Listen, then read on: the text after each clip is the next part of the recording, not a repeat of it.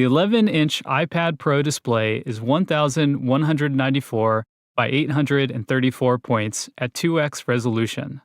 The 12.9-inch iPad Pro's display is 1,366 by 1,024 points at 2x resolution. In pixels, that's 2388 by 1668 and 2732 by 2048. The 12.9-inch display is the same width and height as the previous generation. The 11-inch iPad Pro display has the same height as a 10.5-inch iPad Pro, while being 82 points or 164 pixels wider. The new iPad Pros feature a thin bezel and rounded corners. As with current generation iPhone displays, avoid placing critical information or controls into the extreme corners of your interface.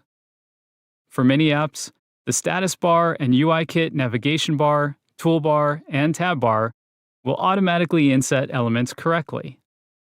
And, as with iPhone, a home indicator lets people know they can swipe up to return to the home screen and switch apps. To make sure your app or game looks great on iPad Pro, you'll want to follow 3 best practices when laying out your interface. First, use safe area layout guides to prevent interface elements from getting clipped by the display's rounded corners or covered by the home indicator. Safe areas are determined by insets from each edge of the screen. With nothing on screen, all insets are 0 except for the bottom. The bottom safe area inset keeps elements from getting covered by the home indicator. The inset is 20 points in portrait orientation and in landscape.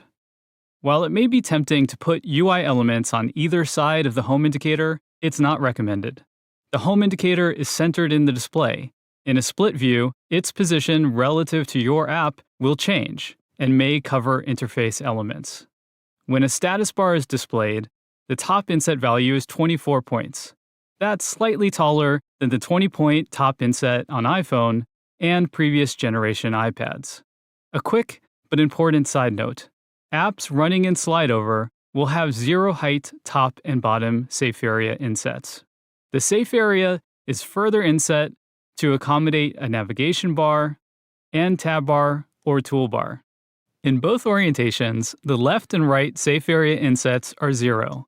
That's different from iPhone, where left and right insets keep elements from getting covered by the device's sensor housing. Next, use layout margins to inset content from the left and right screen edges. Layout margins provide breathing space between content and the display's left and right edges. They're great for aligning content to elements in the navigation bar, toolbar, and status bar. And they keep content from scrolling into the display's rounded corners. The width of layout margins varies based on size class. They are 20 points for regular and 16 points for compact. Finally, be ready to accommodate multiple aspect ratios. All previous iPads had a 4:3 aspect ratio. The new 11-inch iPad Pro has a wider aspect ratio. If your app is designed and built for a 4:3 aspect ratio only, you'll need to allow for more flexibility in your design and code. For example, a game that's only designed for a 4:3 aspect ratio may wind up having black bars along the smaller screen edges if it's scaled to fit the display. If the game were scaled to fill the display, parts of the UI could wind up off-screen. So, take care to thoughtfully position and scale individual interface elements so that your app and game looks great, regardless of the display's aspect ratio. Alongside our latest generation iPad Pro, we're introducing a new, more powerful Apple Pencil. The new Pencil has all the same capabilities as the previous generation. This includes the ability to use pressure, or force, to control things like brush opacity and size, and the ability to sense altitude and azimuth, two properties that, when combined with each other, deliver a fantastic tilt experience for expressive and realistic shading. The new Apple Pencil adds a double tap gesture. In the Settings app, people can choose one of 4 behaviors for double tap. These system-wide behaviors offer people a consistent and predictable experience. People can switch between the currently selected tool and eraser, switch between the current tool and last used tool, show a color palette, or, if they prefer, turn the double tap gesture off. Because every app is unique, you'll need to give some thought to what double tap does in your app. To help you make the right call, please consider the following best practices, starting with the most basic. If a person has turned double tap off at the system level, your app should do nothing in response to double tap. If someone using your app has turned double tap off, they'll expect every app to respect that choice. More generally, your app should follow the system setting whenever possible. Apple Pencil is a mark-making tool, and the system settings reflect that.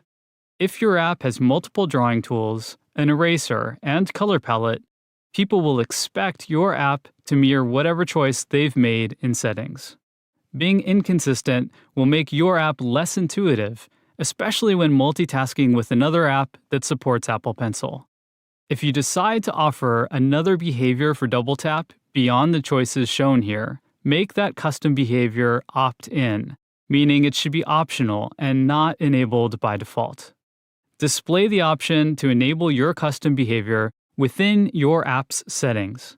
This will require people to make an explicit and deliberate choice to override the system-level behavior. It'll make it more clear why double tapping Apple Pencil leads to a different behavior in your app. And if they decide to turn off your app's custom behavior, they'll be more likely to remember how. Now, there are apps that work great with Apple Pencil, but do not have multiple tools or a color palette. If that describes your app, it won't be possible to follow the system settings. However, you can still provide a double tap behavior that's consistent with the spirit of these settings, meaning double tap should modify the behavior of Apple Pencil. So for example, a photo app may include effects with masks the user can paint on to their images. Double tapping Apple Pencil could toggle between two painting modes, adding to or subtracting from the effect mask. What double tapping should not do is perform an action that directly modifies content. An action performed with double tap could be done accidentally and cause significant workflow issues. Now, whatever double tapping does in your app, always be sure to provide clear and immediate visual feedback about what double tapping did. It's important that people realize they've changed the behavior of their pencil before they resume drawing or writing. And finally, be prepared to deliver a great experience to existing pencil users. More specifically, double tapping shouldn't provide special functionality that isn't easily achievable through your app's interface.